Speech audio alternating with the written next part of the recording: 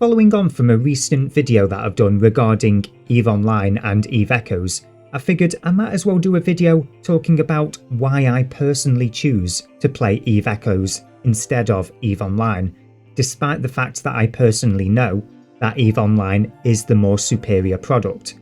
So let's start with a bit of history, shall we, so we can actually understand why I personally choose to play EVE Echoes. So starting all the way back in 2009, I started playing EVE Online. These were during my college and university years, and I continued to play it until 2012-2013.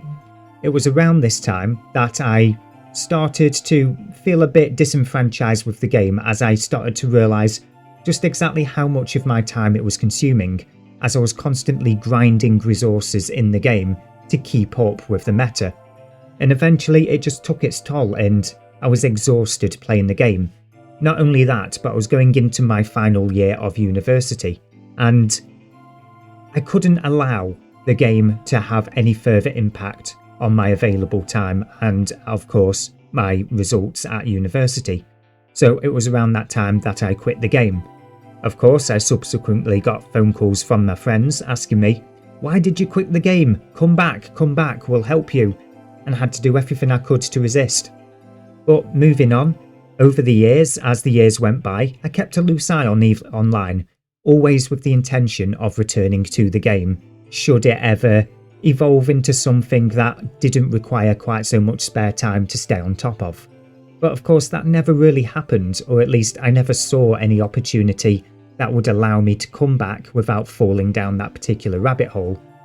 And of course, eventually during the pandemic come 2020, I saw a video uploaded by Scott Manley, a popular YouTuber that popularised the other space game known as Kerbal Space Program, which I was thoroughly enjoying around that time.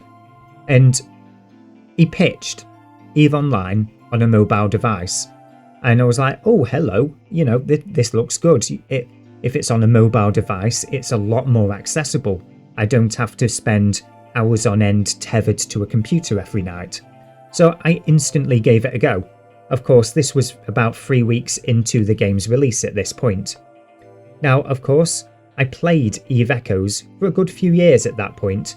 It was until early 2023 that I started to feel a little bit disenfranchised with the game ever so briefly.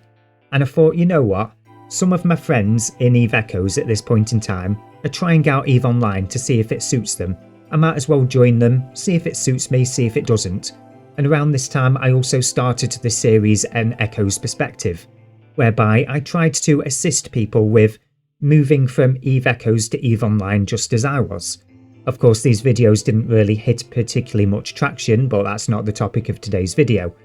But what I found as I was recording these videos was EVE Online was still a lot more complicated than EVE Echoes, a lot more than I remembered it being. Of course, I couldn't log in on my smartphone. Technically I could using the I'm struggling to speak right now. I couldn't log in using the EVE Anywhere service, unless of course I had a Bluetooth mouse and keyboard available for my phone to use, which kind of turned it into a miniaturized desktop computer, which was the experience I was trying to stay away from. I also noticed how everything takes significantly longer, whether it's a nice quick ratting session doing an encounter, or going out mining and filling an ore hold.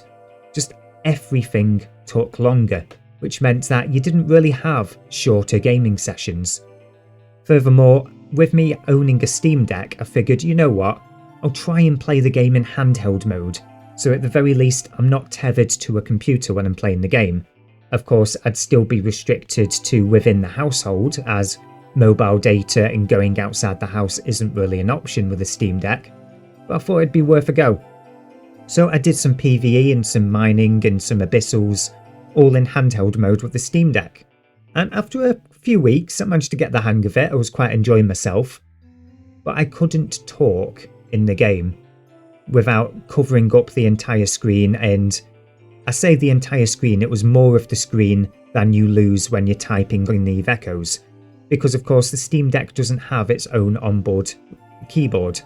So what I ended up doing was getting myself a Bluetooth keyboard for the Steam Deck, just so that I could type. just thought I could type in intel and chat with people in corp chat. It just wasn't really working. I was trying to avoid having extra peripherals around me. So of course I ended up towards the end just playing the game, sat at the desk with a mouse and keyboard the traditional way. And it just started to drag all over again, and I realised just exactly why I wasn't playing the game.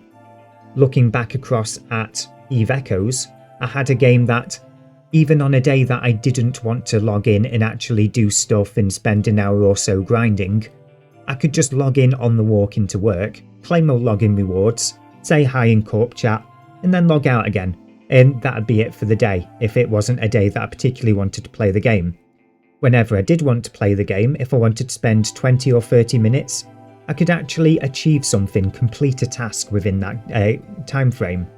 The game was a lot more flexible because with it being in my pocket, with it being on a smartphone, I could move around the house if the doorbell went. I didn't have to instantly dock up at lightning speed before I could move away from the desk. I could just go and see who it was, and as long as my phone stayed within Wi-Fi range and I glanced at it every so often, everything was fine. It was a doozy. And of course, I didn't require... this one's a hard one to explain. For the Eve Echoes players, you're not going to recognise this, but for EVE Online players, you will. I joined, I believe it was a part of Goonswarm, as a part of the corporation that I was moving with, the Care Bears with Guns Corporation, or Care Bears with Guns, I can't remember exactly what it was.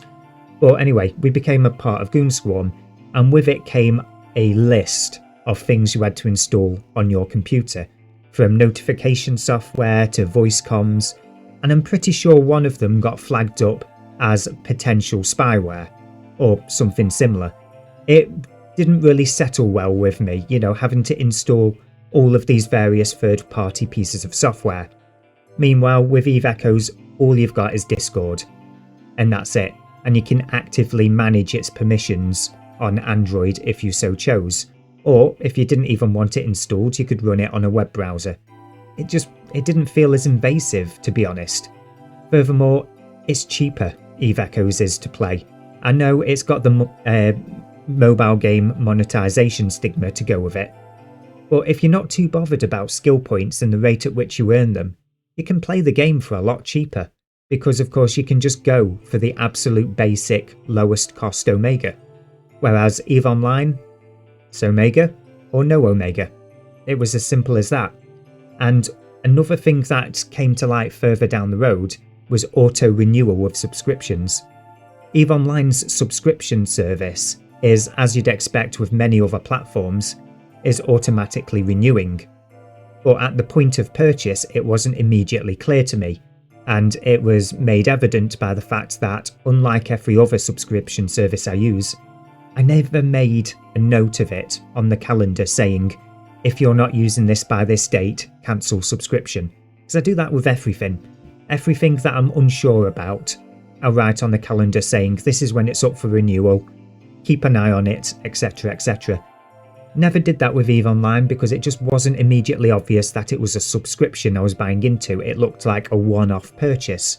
One-off purchase being you buy at this point in time 1 month or 3 months or 6 months worth of Omega, and coming up to that time you'd have to buy even more. That's what I was expecting. EVE Echoes, that's what I was describing I thought was EVE Online, applies with EVE Echoes. With EVE Echoes, there's no subscription. It doesn't automatically renew. If you stop playing the game, it stops taking your money. It only takes your money when you go in-game and tell it, take my money, at that point in time.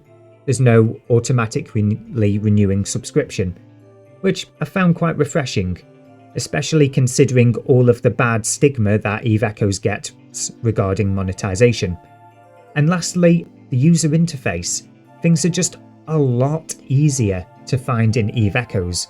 With EVE Online, you've got 20 years worth of a user interface that's grown in every single direction with, more things added to lists here and added to lists here, and it's just grown into a complete rat's nest.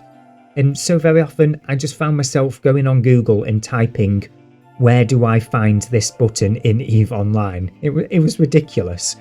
EVE Echoes never had that problem. NetEase have done a brilliant job at making things easy to find on such a small screen and still giving us plenty of diversity and plenty of things to look for. So yeah, that's a nice little rundown as to why I play EVE Echoes instead of EVE Online. It's just a big combination of things. It's kind of hard to pin down to just a few little bullet points. And I'm sure there are more things that I just simply haven't mentioned at this point in time in this video, which will probably end up feeding into the comment section below if you guys start asking me questions.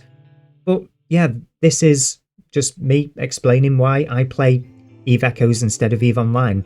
Yes, I admit EVE Online is the superior product. It has significantly more content and a significantly larger player base.